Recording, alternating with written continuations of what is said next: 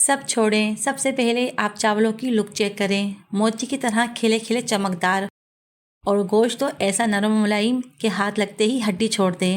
मैं आपको गारंटी देती हूँ चावल पकाने का ये तरीका आपको इतना पसंद आएगा कि आप इसे लाजमी ट्राई करेंगे। लोगों को अक्सर शिकायत ही रहती है कि गरम मसाला मुंह में आता है। ये रोला ही ख़त्म करने लगी हूँ क्योंकि एक भी गरम मसाला नज़र नहीं आएगा मगर टेस्ट पूरा मिलेगा।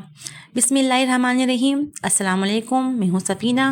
वेलकम करती हूँ आपको सफ़ीनाज़ किचन में। जहाँ भी रहें खुश रहें, हेल्दी और हैप्पी रहें। तो चलिए इस मज़ेदार सी रेसिपी को बनाना शुरू करते हैं। बीफ पुलाव बनाने के लिए मैंने 1 किलो हड्डी वाला गोश्त लिया है और इसे अच्छी तरह से वॉश भी कर लिया है। जिस बर्तन में आपको पुलाव तैयार करना है आप उसमें 1 कप भर के ऑयल शामिल कर दें। एक बड़े साइज़ के प्याज को बारीक कट करके ऑयल में शामिल कर दें। हमें यहाँ पर प्याज को सिर्फ लाइट गोल्डन ब्राउन करना है। तो जैसे ही हमारे प्याज लाइट गोल्डन ब्राउन हो जाए तो आप इसमें गोश्त शामिल कर दें और ऑयल में अच्छी तरह से मिक्स करें।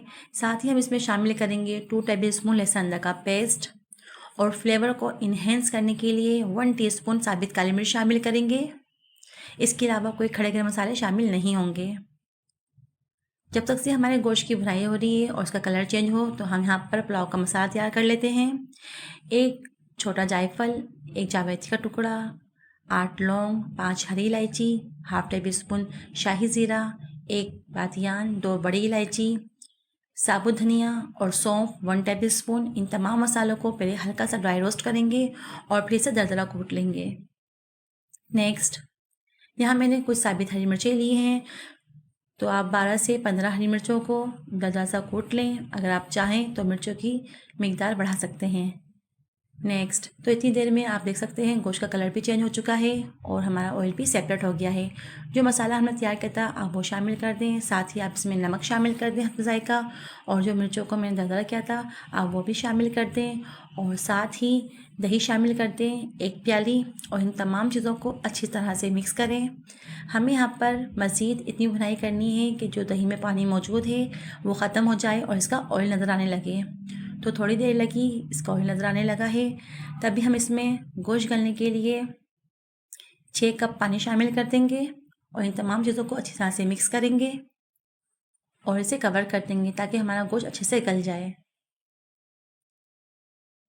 तो तकरीबन हमें यहाँ पर 40 मिनट लगे हैं और हमारा गोश्त भी अच्छे से गल चुका है और इसमें पानी भी काफ़ी मौजूद है। इसी पानी में हम यहाँ पर 1 किलो चावल को शामिल कर देंगे। मैंने सेला चावल लिए हैं, इसे वॉश करके 2 घंटे पहले भिगो दिया था।